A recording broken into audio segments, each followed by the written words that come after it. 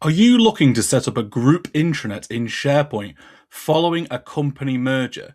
Well, in this video, I'm going to show you exactly how you could retain your previous intranets after a migration and tying them together using the Hub Site feature. This will allow you to retain both of your original intranets as well as having a group level intranet, which can do things like rolling up news from each of the individual intranets onto the group, as well as a shared navigation bar and inheriting a branded look and feel. My name's Dougie Wood, and I'm a Microsoft MVP. I've been working with SharePoint for the past 15 years, building out intranets for clients all over the world. So if you need help building your SharePoint intranet, there's a link in the description below to contact me. So I was recently working with a customer who had gone through a tenant merger. So essentially, they were part of a business that had been acquired by another business, and they needed to merge their intranets together into a new SharePoint intranet. However, they both wanted to keep their own original intranets. So they had Company A intranet and Company B intranet. So potentially this wasn't obviously their intranet, but it could have looked something a bit like this. And then a secondary intranet, which looks something like this. So this is the company B, and they both wanted to have their own home pages for those particular kind of sub companies of the group.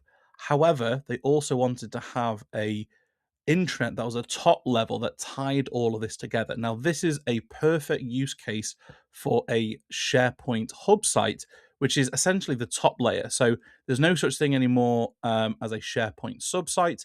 We need to create a hub site, which is the top layer, that can then have a menu which links to these secondary kind of areas.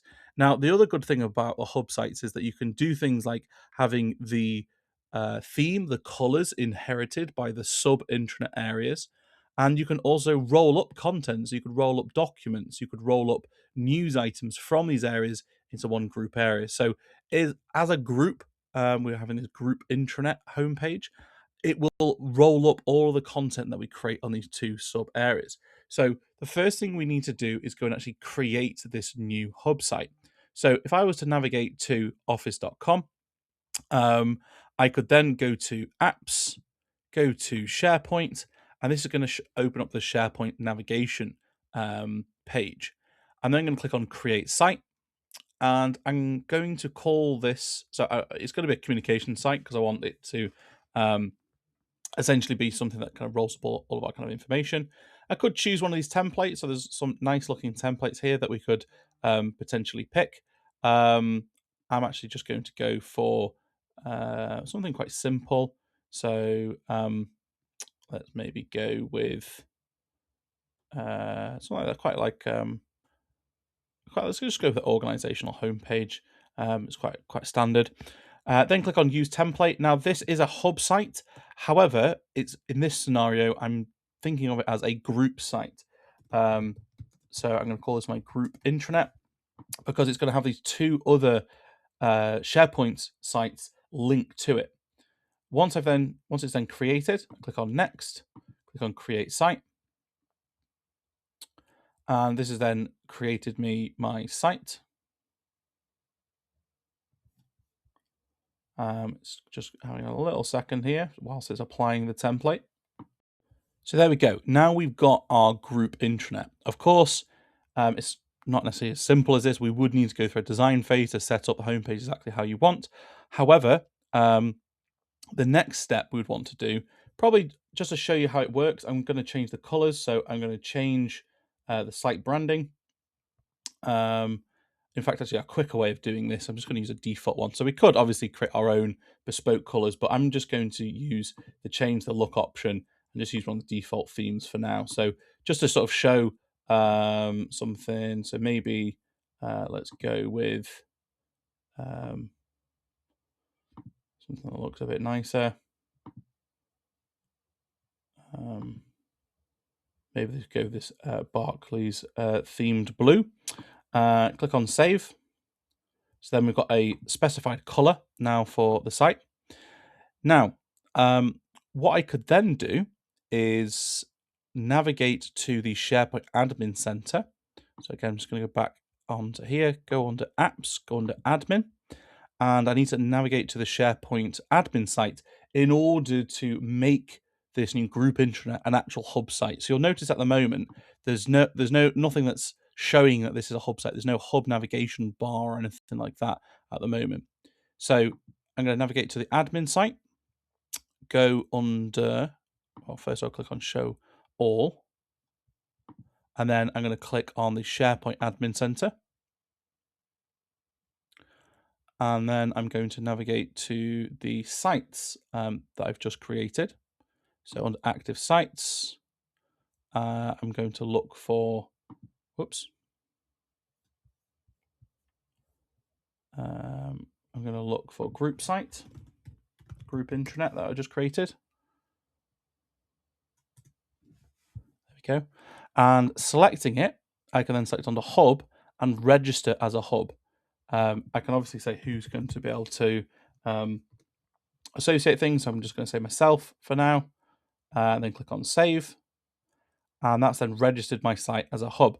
Now, if I go back to my group intranet and refresh the page, we should see a hub navigation bar then appear. Now, there's a couple of ways that you could now approach this.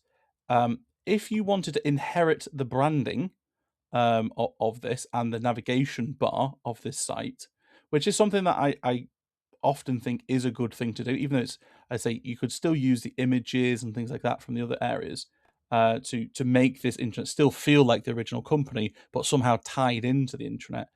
We would need to inherit the hub site from this site. Obviously, if you want to keep the same branding and keep it separate, you could just have a navigational link here, which just takes you to that site. And obviously, it's not inheriting any of the pieces from here. So if I was to click on the cog and click on site information, then under hub site, I'm going to select group intranet, click on save, and then you'll notice it will inherit the branding automatically, and it will change the branding colors. And now we've got this navigation bar across the top.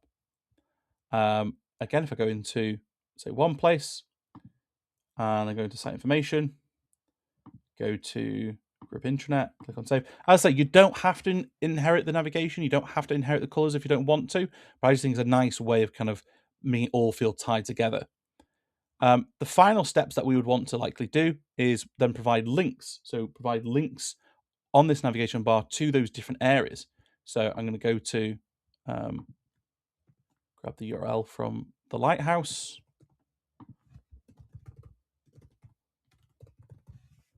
Maybe even open in a new tab and do the same for one place as well.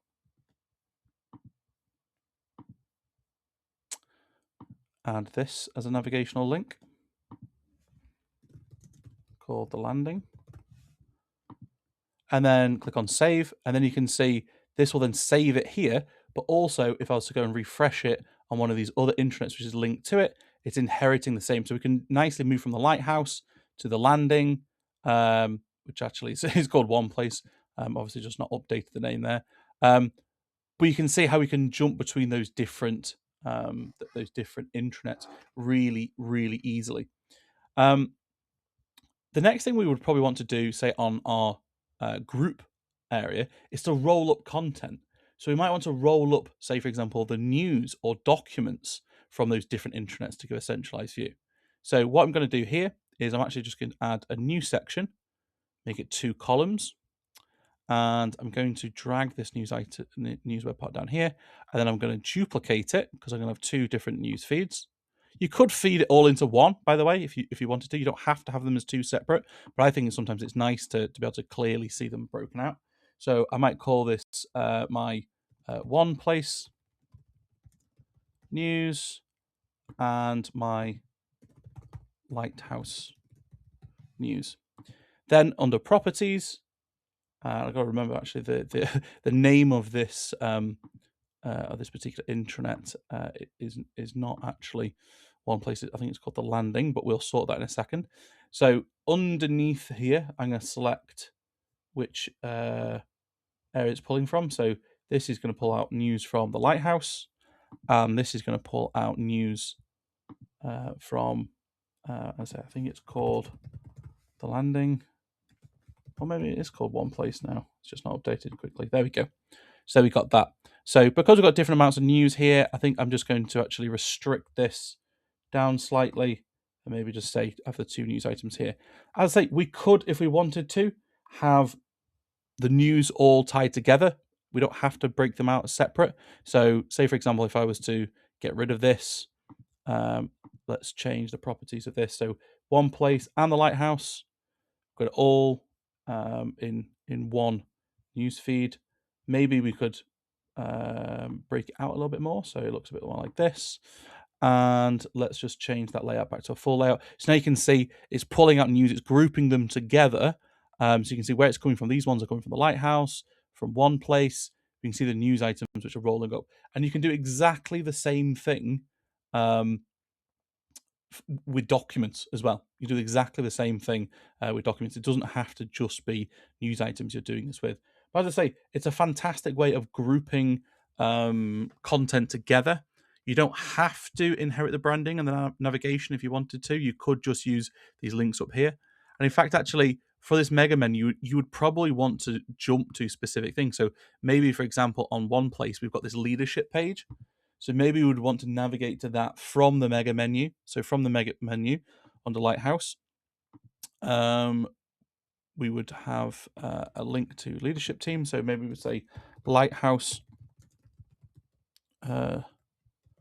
Lighthouse leaders, for example, make it a sublink, then click on save. And again, it just makes it much easier with this drop down to navigate between all these different intranet areas rather than having to click through manually multiple times.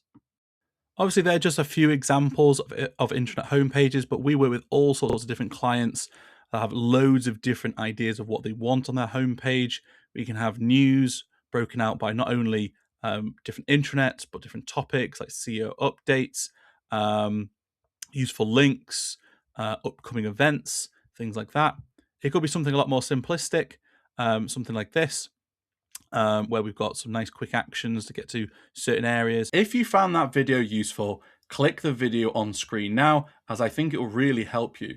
Please also, if you have any comments or questions, drop them below, and of course, subscribe for more SharePoint content.